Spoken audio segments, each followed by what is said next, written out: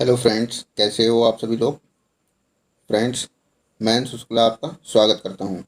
Friends, आज हम लोग एनसीईआरटी जो कि हमारी क्लास 6 की हिस्ट्री का हम लोग आज चैप्टर 8 अशोक एक अनोखा सम्राट जिसे ने युद्ध का त्याग किया के बारे में आज हम लोग पढ़ेंगे। आज के इस अध्याय में हम अशोक के बारे में जानेंगे। अशोक ने क्यों युद्ध का त्याग किया, मौर्य वंश में कितने शासक हुए, राज्य और साम्राज्य में क्या अंतर होता है, ठीक है, और अशोक का धम्म क्या है। जितने भी महत्वपूर्ण बिंदु हैं जो आपके सीटेट के एग्जाम में आए हैं या आने की संभावना है, उन सभी बिंदुओं को इसमें शामिल किया गया है। अगर आप लोग सच में सीटेट के प्रति सीरियस हैं और सीटेट 2021 का सर्टिफिकेट पाना चाहते हैं तो आप लोग एक पेन और एक कॉपी उठाइए और नोट्स बनाइए और बार बार पढ़ो। सफलता आपकी निश्चित है। अगर आप लोग एमसीक्यू के चक्कर में पड़ेंगे कि हम एमसीक्यू करके सीटेट का एग्ज़ाम पास कर लें तो मुश्किल है। तो आप लोग के लिए सबसे सही उचित यही है कि आप लोग नोट्स बनाइए, उनको बार बार पढ़िए, क्योंकि पेपर का पैटर्न काफ़ी हद तक चेंज हो गया है और अब तो लाइफ टाइम वैलिडिटी हो गई है सीटेट की, तो कुछ भी हो सकता है। तो इसीलिए अगर आप लोग पूरी तैयारी करके जाएंगे तो आपकी सफलता निश्चित है। तो चलिए शुरू करते हैं हम अपने आज का चैप्टर।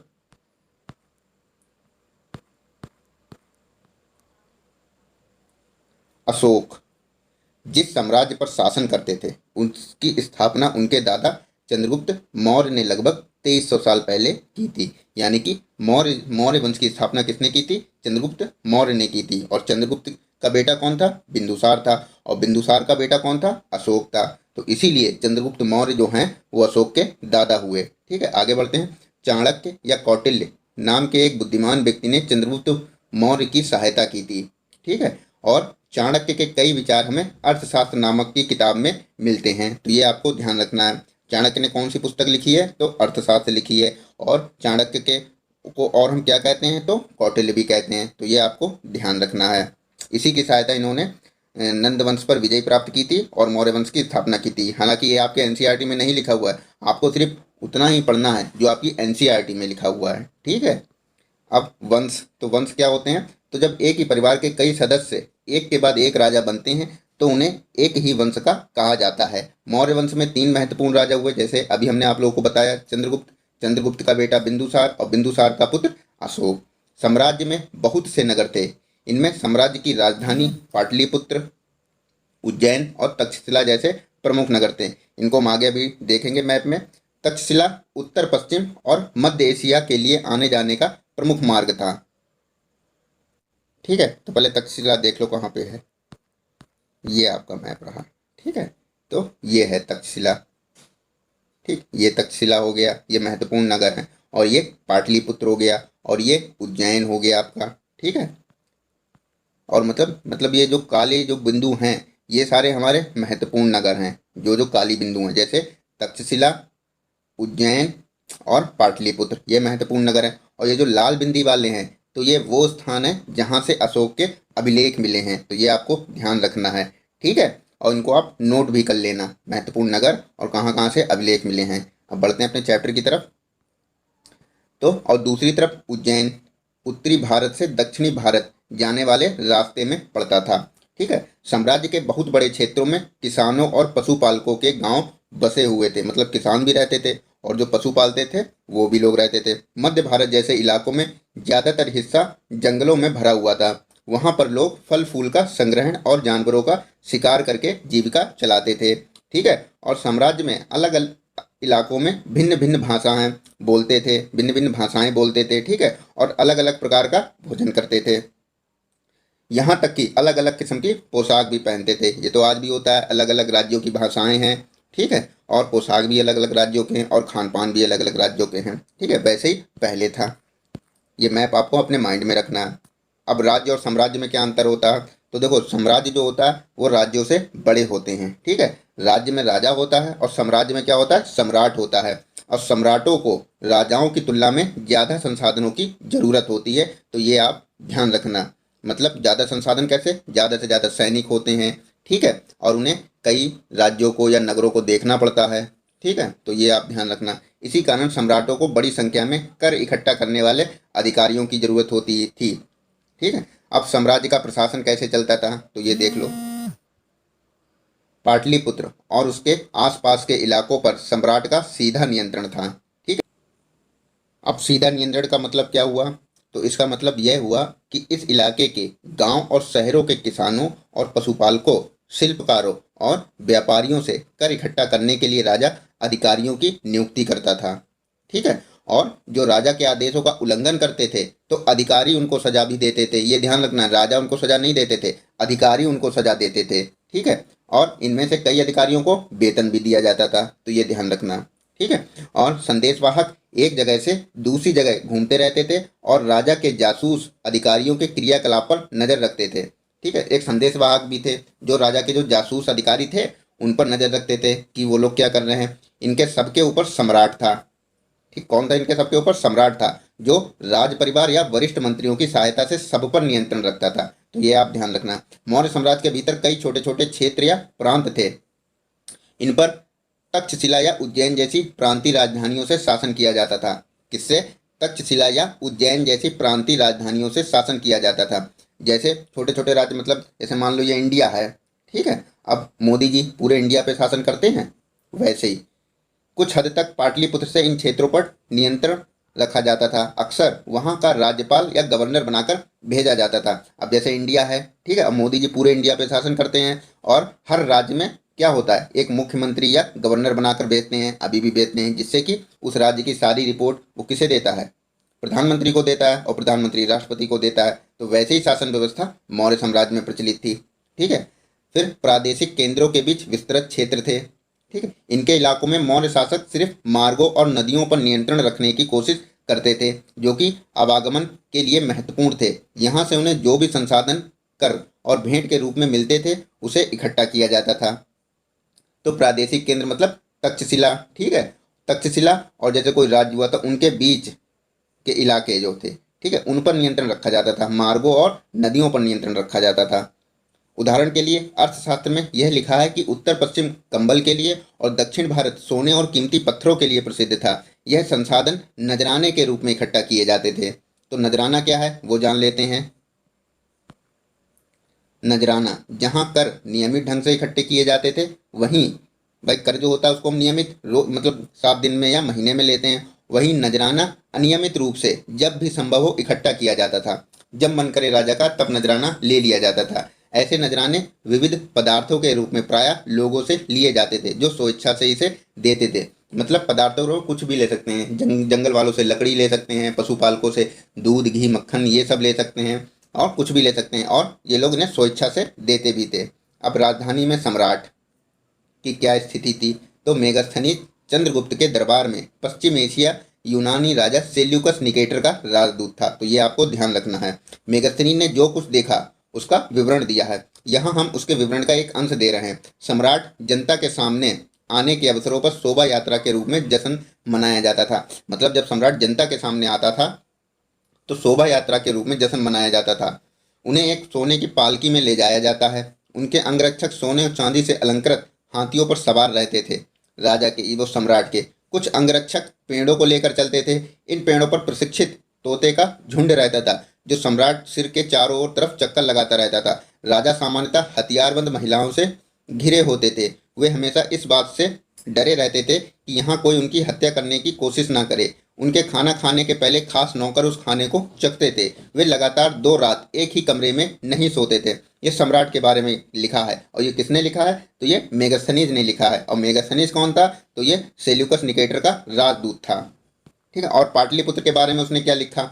तो यह एक विशाल खूबसूरत नगर है। यह एक विशाल प्राचीर से घिरा है, मतलब दीवार से घिरा है। इसमें 570 बुर्ज और 64 द्वार हैं। 2 और 3 मंजिल वाले घर लकड़ी और कच्ची ईंटों से बने हैं। ये ध्यान रखना, लकड़ी और कच्ची ईंटों से बने हैं। राजा का महल भी कांच से बना है, यानी कि लकड़ी से बना है, जिसे पत्थर की नक्काशी से अलंकृत किया गया है। ये चारों तरफ से उद्यानों और चिड़ियों के बने बसेरों से घिरा है। ये ध्यान रखना, चारों तरफ मतलब बगीचे हैं राजा के घर के, और बाग बगीचे हैं, और चिड़ियों के जो बसेरे हैं वो सब उनके बीच में ये बना हुआ है। और अंत में जंगल वाले इलाके आते थे। वहाँ रहने वाले लोग काफ़ी हद तक स्वतंत्र थे। उनसे यह उम्मीद की जाती थी कि वह मौर्य पदाधिकारियों को हाथी, लकड़ी, मधु और मोम जैसी चीज़ें ला कर दें।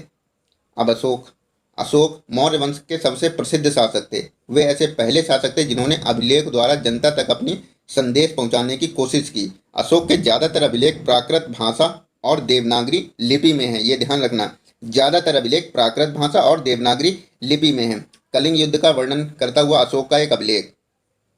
अपने एक अभिलेख में अशोक ने यह बात कही, राजा बनने के 8 साल बाद मैंने कलिंग विजय की। लगभग 1.5 लाख लोग बंदी बना लिए, 1 लाख से भी ज़्यादा लोग मारे गए। इससे मुझे अपार दुख हुआ।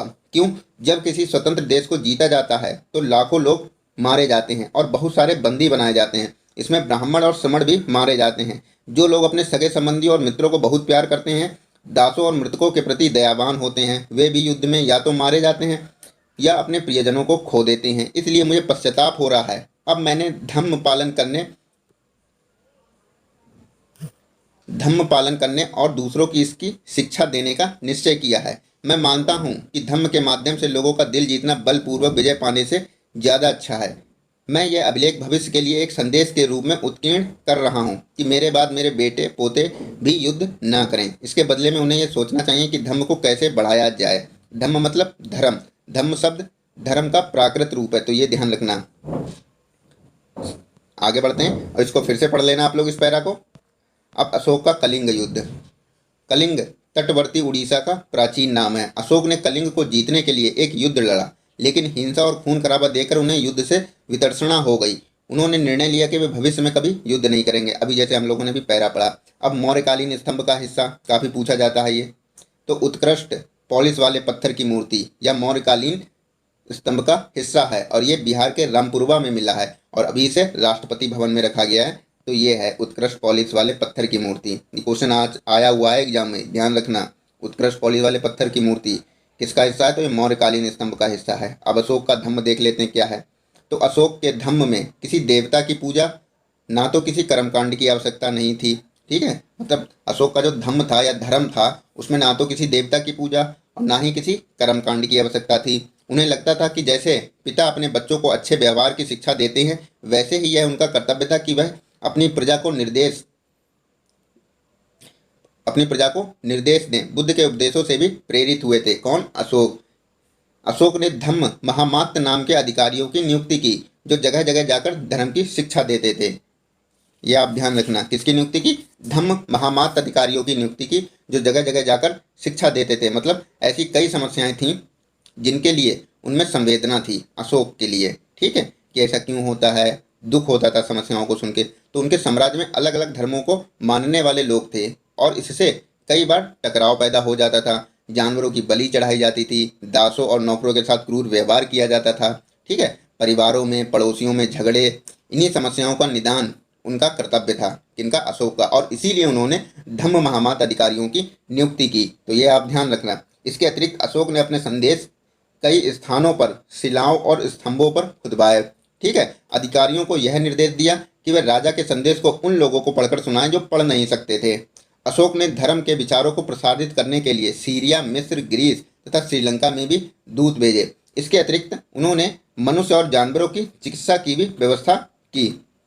अब अपनी प्रजा के लिए अशोक का संदेश, तो इसको पढ़ लेना आप लोग। ठीक है, बस ये ध्यान रखना, ये वाला पढ़ लेना, लेकिन ये सबसे ज़्यादा इंपॉर्टेंट है, इससे क्वेश्चन बना है। भारत के प्रथम प्रधानमंत्री पंडित जवाहरलाल नेहरू ने लिखा, उनके धर्मादेश आज भी हम एक ऐसी भाषा में बात करते हैं जिन्हें हम समझ नहीं सकते और जिनसे हम बहुत कुछ सीख सकते हैं। तो ये कोटेशन दे दी जाएगी, नीचे 4 नाम दे दिए जाएंगे, पूछ लिया जाएगा कि ये किसके बारे में लिखा गया है। तो आपको ध्यान होना चाहिए, ये अशोक के बारे में लिखा गया है। अब ब्राह्मी लिपि, तो आधुनिक भारत की ज़्यादातर लिपियाँ पिछले सैकड़ों वर्षों में ब्राह्मी लिपि से उत्पन्न हुई हैं। तो ये आप ध्यान रखना।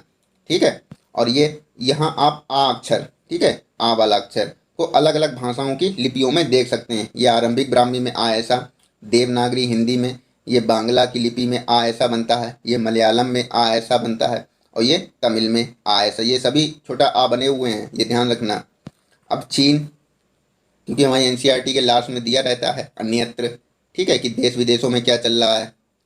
तो मौर्य साम्राज्य के उभरने से थोड़ा पहले, लगभग 2400 वर्ष पहले, चीन के सम्राटों ने चीन की दीवार का निर्माण शुरू किया। और दीवार बनाने का उद्देश्य क्या था? उत्तरी सीमा की पशुपालक लोगों से रक्षा करना था। अगले 2000 वर्षों तक इस दीवार का निर्माण कार्य चलता रहा, क्योंकि साम्राज्य की सीमाएं बदलती रहीं। क्यों बदलती रहीं? क्योंकि भाई जो लोग शासक आते थे वो अपना साम्राज्य बढ़ाते थे, कम तो नहीं करते थे, तो इसीलिए सीमाएं बदलती रहीं। ठीक है। और यह दीवार लगभग 6400 किलोमीटर लंबी है तथा पत्थर और ईंट से बनी है। इसकी ऊपरी सतह सड़क जैसी चौड़ी है, मतलब इतनी चौड़ी ही ये दीवार बनाई जाती थी। ठीक है, 4-5 ईंटों की दीवार बनाई जाती थी, जैसे एक ईंट ये, एक ईंट ये, एक ईंट ये, एक ईंट ये। ठीक है, तो 4 ईंटों की दीवार बनाई जाती थी। ठीक है, तो इसीलिए ये सड़क जैसी चौड़ी थी। इस दीवार को बनाने के लिए हजारों लोगों को काम करना पड़ा था। हर 100 से 200 मीटर की दूरी पर इस पर निगरानी के लिए बुर्ज बने हुए थे। अब बुर्ज कैसे, तो ये इस टाइप के, ये ये दीवार देख सकते हो आप लोग, ये दीवार है, ये ये दीवार है, ये बुर्ज है आपके, ये दीवार हो गई। ठीक है, तो साथियों आज के लिए बस इतना। वीडियो अच्छी लगी है, वीडियो को लाइक करना है, चैनल को सब्सक्राइब करना। कल फिर मिलते हैं एक नए चैप्टर के साथ, तब तक के लिए जय हिंद।